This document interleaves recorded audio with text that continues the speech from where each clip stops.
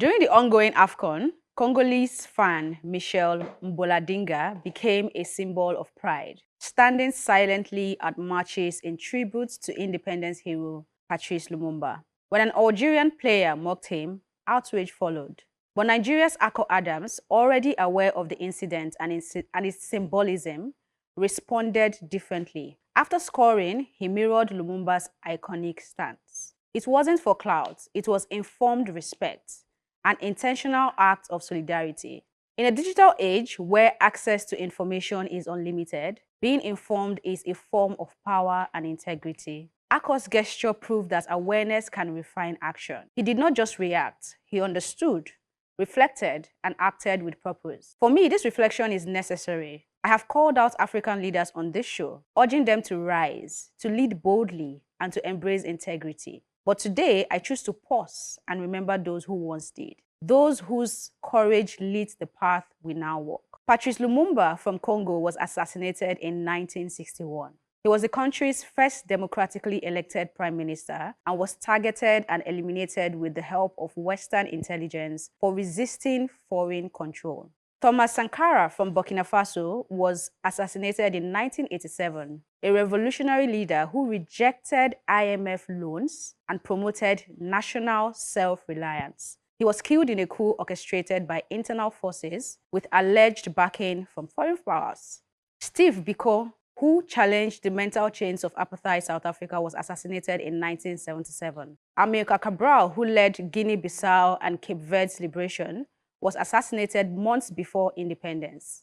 Eduardo Mondlane of Mozambique, Herbert Chitepo of Zimbabwe, and Dedan Kimathi of Kenya all stood for justice and nationhood and were cut down before seeing the fruits of their struggle. With limited access to information and media at the time, we were told they were dictators. Africa was painted as violent, unstable, and corrupt, while the real issue was that these leaders threatened foreign control. They only wanted Africa to rise. They stood for something greater than themselves. In remembering Africa's true patriots, may we also remember what they stood for: truth, dignity, and leadership that begins with being informed enough to care. First of all, thank you for this advocacy, because I think one of the biggest problems we have with our generation is we don't know anything about history. We don't care. I feel like there's so much information about what's happening now that we don't even pay attention of what has happened that got us to where we are today. So I didn't even know about the story.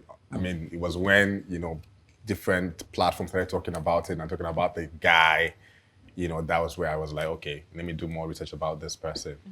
So it's very important that we bring up topics like this to kind of highlight the people who have gone ahead and sacrificed their lives to be able to give us what we have today.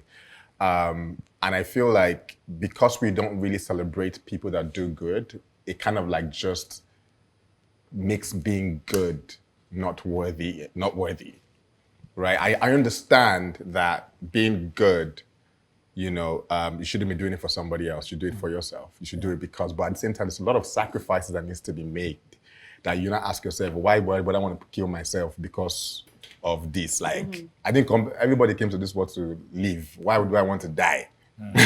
Because of somebody else, you get what I'm saying? But sometimes just knowing the fact that your impact is felt and what you're doing, the cost that you're chasing or the things that you're trying to achieve, people can see it, they can feel it, they can acknowledge it. It gives you the fuel to keep going even when it's really hard. So I look forward to a generation that really, because with this time with technology and everything, the things that we elevate, the people that we elevate are people who aren't really doing great things.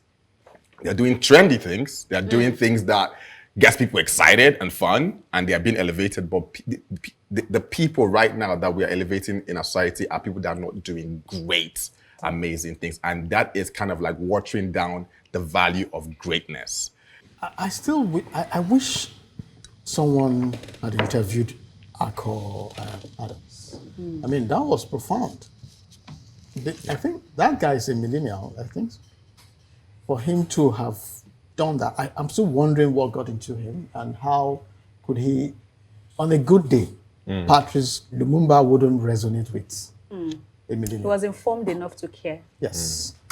Was he just scared? I'm not sure he did that because he knew whom that guy represented. I'm not sure. Maybe he wanted to make his own statement. But if he knew Patrice Lumumba at his age, then I really doff my heart for him. Knowing well that these days we're not taught about that in schools these days. But one thing I also want to leave us here with is the fact that Africa is still where, or rather, we've remained within the ages where if you raise your voice and you decide to go against the regular grain of geopolitics, you're cut down. I mean, the symbolism of the act by Michel, and it takes football to elevate football to a point where we see it as a tool for rallying people and a tool for projecting memories and remembrance. I mean, this is about the art of remembrance and memories. And if you look at Nigeria's Akor Adams there, he symbolizes solidarity and respect for other people's stories.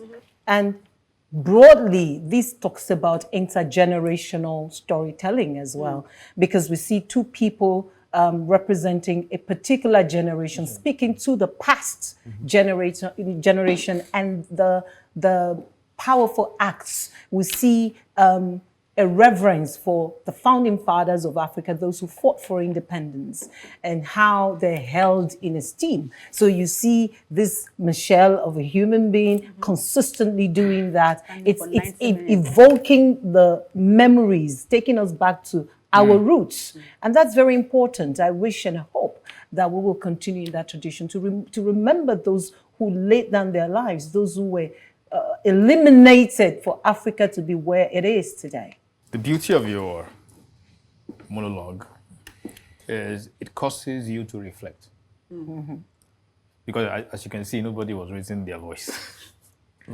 Everybody needed to solemnly to read and reflect. And that was actually what Michel did. And the interesting part of it is the intersection between football and history. Because football is just a game, it's an entertainment at the end of the day.